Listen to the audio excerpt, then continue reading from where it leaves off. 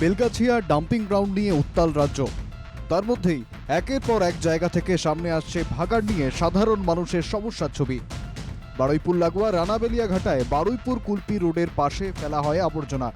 এই ডাম্পিং গ্রাউন্ডের কারণে নিত্য নতুন সমস্যায় পড়ছেন এলাকাবাসী থেকে পথচারীরা। বারুইপুর পৌরসভায় রানাবেলিয়া ঘাটায় যে ভ্যাট, সেই ভ্যাট কিন্তু এখানে জ্বলছে এবং গ্রামবাসীরা বা যারা স্থানীয় বাসিন্দা তারা কিন্তু রীতিমতো অভিযোগ জানাচ্ছে যে প্রচণ্ড বর্ষা না হলে এবং বর্ষাকাল না হলে এই ভ্যাট কিন্তু সারা বছরই এইভাবেই আগুন জ্বলে। হ্যাঁ, ময়লা তো পড়ে, সে ময়লা পড়ুক, আমরা গন্ধে সহ্য করে থাকি। কিন্তু সব থেকে বড় অসুবিধা যেটা এই আগুনটা প্রতি বছরই পুরো ভারী বর্ষা না হওয়া পর্যন্ত আগুনটা জ্বলে। 2 সেকেন্ড দাঁড়িয়েছিলাম, চোখ জ্বালা করছেন, চোখ মানে খুব জায়গায় জ্বালা করছে, এটা বিষাক্তর মতো একটা। হ্যাঁ হ্যাঁ, এটা সবসময় কিছুদিন মাঝে মাঝে বন্ধ থাকে। প্রায় সময় আগুন জ্বালাচ্ছে, প্রায় সময় মানা করছি যে আগুন জ্বালানোর দরকার নেই। প্রতিটা মানুষের অবস্থা অসুবিধা হচ্ছে।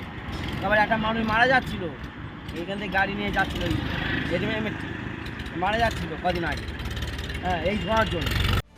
এলাকাবাসী পরিস্থিতির দায় প্রশাসনের দিকে ঠেললেও ভিন্ন সুর শাসক দলের গলায়। পুরসভার ভাইস চেয়ারম্যান জানান, আশেপাশে তেমন বসতি নেই, তাছাড়া জৈব সার তৈরির কারখানা হলে সমাধান হবে সমস্যার। আমাদের যেখানে জঞ্জাল পড়ে, যেখানে ভ্যাট রয়েছে, তার থেকে মানুষের বসতি বলুন, স্কুল বলুন, সেটা কিছুটা দূরত্বে রয়েছে।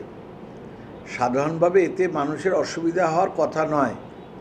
তবুও আমরা ইতিমধ্যেই সুরার সাথে একটা চুক্তিবদ্ধ হয়েছি। বেলগাছিয়ায় ভূমি ধসের পর থেকেই সন্ত্রস্ত বিভিন্ন প্রান্তের ভাগাড় পার্শ্ববর্তী অঞ্চলের বাসিন্দারা। সকলেই আঙুল তুলছে প্রশাসনের অব্যবস্থাপনার দিকে। রাজ্য জুড়ে এই কঠিন পরিস্থিতি কিভাবে মোকাবিলা করবে প্রশাসন, সেদিকেই তাকিয়ে আমজনতা। বারুইপুর থেকে উজ্জ্বল সরকারের রিপোর্ট, NK টিভি বাংলা।